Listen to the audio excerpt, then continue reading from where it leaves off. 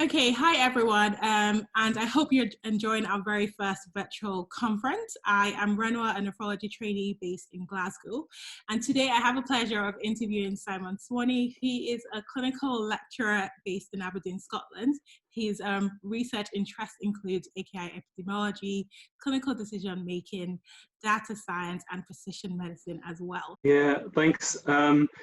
So this was an attempt to muddle through a problem area that we all struggle with, Renwa, in terms of the vast numbers of people that we have that have had acute kidney injury in hospital, and what do we do next? And juxtaposed, there's the clinical guidelines. So we should be following everybody up at 90 days for renal recovery for new onset chronic kidney disease. And then there's what happens in reality, which is a minority of people that get seen by a nephrologist. And probably somewhere in between is what should be happening, because I think there are some people who it's appropriate that we're not following up for a variety of reasons, either because we think they're low risk of running into problems, or because we don't think that there's very much that we can do to help. And then there are other people who potentially are slipping through where there are missed opportunities. And I suppose my motivation for thinking about this was the increasing kind of appetite for post-discharge AKI return clinics. The need to figure out who could you prioritize for those, because you can't follow everybody up, and the different solutions that some people have. So following up at different time points, focusing on different groups of people. And in particular, there are some areas where some centres that are trying to follow up most people, or there are other centres who are trying to follow up just with severe acute kidney injury. And so in this work, I focused on two existing risk models, which you can scan in and take a wee look at on the internet to see what's involved in the models. One of them is a model for all people that have been in hospital that survived a hospital discharge, AKI or no AKI, and that's about predicting risk of early poor outcomes, so mortality or readmissions within 90 days. I suppose the motivation for that is, before you can even start to think about progressive chronic kidney disease, long-term follow-up in nephrology clinics, they've got to survive first, and you've got to get through what's still potentially an unstable period, whether it's for kidney reasons or because of underlying frailty. The other risk model, which I think is complementary, is a model that was in JAMA recently, which was for people that have survived 90 days after had acute kidney injury and didn't previously have chronic kidney disease, the risk of them developing new onset advanced renal impairment. So this was an external validation study. We looked at both of these models in a contemporary cohort from Grampian of all people who moved to hospital in 2012. And rather than just trying to evaluate the standard kind of metrics of how well a risk model performs in terms of discrimination and calibration, I was keen to try and go a wee bit further in terms of how would it actually affect clinical decision making in the way in which we might adopt it in clinical practice, and how would it compare with other strategies for how we might prioritize people into follow-up clinics, for instance. And so that's something called decision curve analysis. And I think probably the easiest thing to do is just to dive into the data. So scary slide, scary for me whenever I was first working with it, and I'll try my best to work through with it bit by bit. So this is external validation of a risk prediction model for all people discharged from hospital and the risk of dying or being readmitted again within 90 days. When we originally constructed this risk model, we based on literature that somewhere in the region of a 20% risk of an early emergency readmission would be considered significant and important for healthcare planning. And so I put a pink reference line here just to highlight different strategies for how you might follow people up. So this was the risk model, externally validated in this cohort.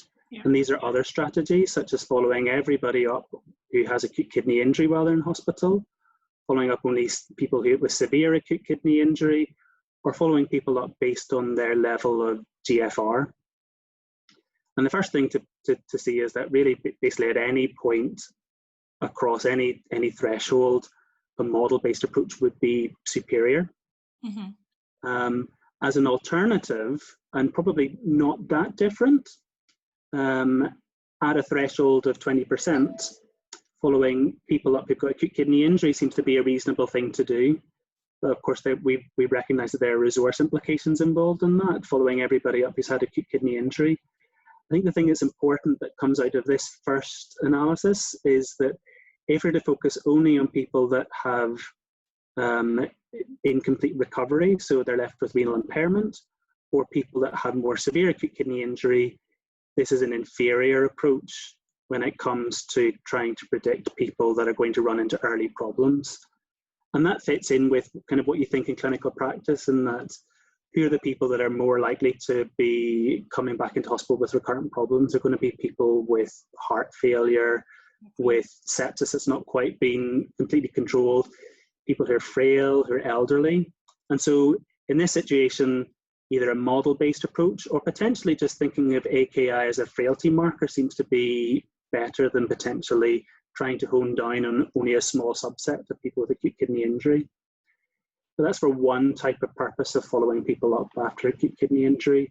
Okay. If we think then about progression of chronic kidney disease, development of new onset CKD stage 4, you can see already that this is a very different looking graph. So this is amongst people with acute kidney injury, who are the people that are at the greatest risk of progression towards CKD stage 4. And here you can again see that a model-based approach seems to work well in external validation, but you can also see that at the risk threshold suggested by this study, there's not actually much difference between a model-based approach or an approach based on your discharge GFR. And that's in spite of the fact that we know that people won't necessarily have recovered completely, or there's some people will be recovering, other people will be deteriorating over the early period after discharge. Even then, discharge GFR seems to be not too different from using a model-guided approach. But again, trying to focus on people based on AKI severity doesn't seem to be the optimal strategy. And actually, for this analysis, where the priority was identifying people at risk of progressive CKD, there could be potential harm in focusing on AKI over focusing on GFR. Okay. So what's the answer? I think in terms of strategizing follow-up, probably AKI severity is not the way to go. Mm-hmm. Some form of individualization would make sense, given the large number of people. How you individualize probably depends on purpose and on other factors, perhaps not even in either of the risk models, but it's probably worth taking a look at the two risk models and seeing what's in them, and that will also give you a feel for how they were developed and the decisions that are kind of within those models. I think we need to be able to utilize risk models and show a meaningful output at the end, like a change in a hard outcome. Okay.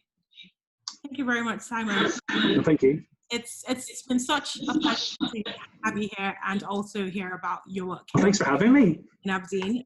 So I think I'll end here, but feel free to have a look at Simon's abstract, and if you have any comments for him or any questions, I'm sure he'll take them as well. Okay, thanks guys. Thanks very much.